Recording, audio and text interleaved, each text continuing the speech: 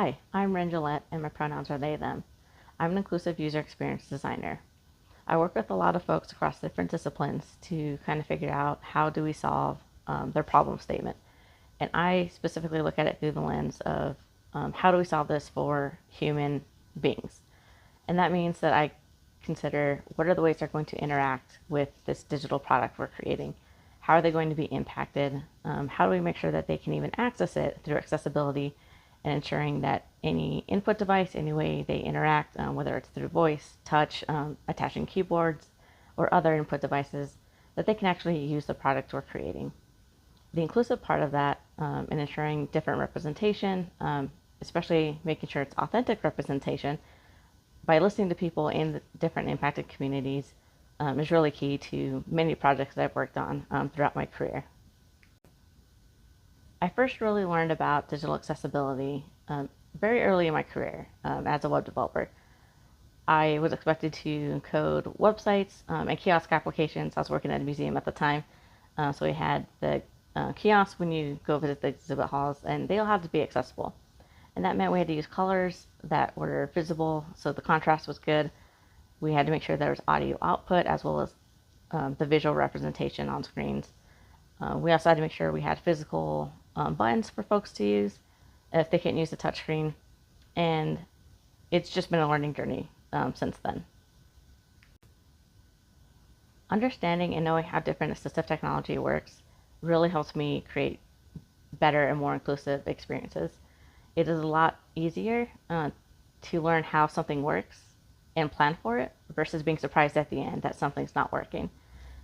So I played with on Macs, on Windows, on mobile devices, Android, iOS, just exploring their different accessibility features so I can understand how it will interact with any digital media that I create, whether it's static, creating a website, or something interactive, such as when I was working on online courses platform or in retail or digital healthcare. Representation is really important to me as a queer trans person. Often I'm looking for signals of safety in whatever digital media I'm consuming, whether it's something static like a website, interactive like video games, or just immersive experiences. I'm looking for things that signal that diversity and inclusion really matter. In my work as a user experience designer, I'm often advocating for gender inclusive language or gender neutral language so that we're not assuming someone's gender or assuming that anyone in a certain group are of a certain gender or have certain experiences. I'm also advocating to make sure that any imagery that we use is also inclusive and we represent a variety of body types. What's really important to get right with representation is ensuring that it is authentic. And this means we have to get the voices of people who are in these different communities, who may be different from us, may have different lived experiences or perspectives. There's never a single one person who can represent an entire community. I'm queer and trans, that does not mean I can represent the entire community. But my perspective may help somebody else design a better, more inclusive experience that somebody else may see as being a safe place for them.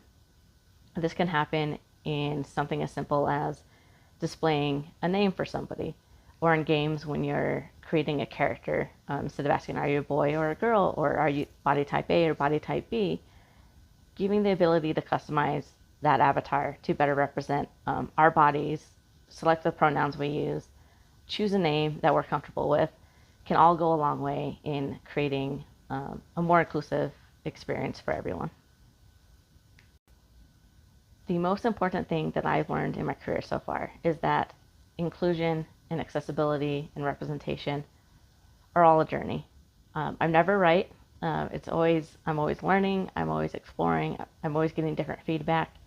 And especially in some of these different communities, such as the queer and trans community, we have a lot of labels that are constantly changing in definition. New terms are being introduced. Different combinations of terms are used. And it's really important to make sure that we're always double checking our assumptions and what we think is the correct way to go,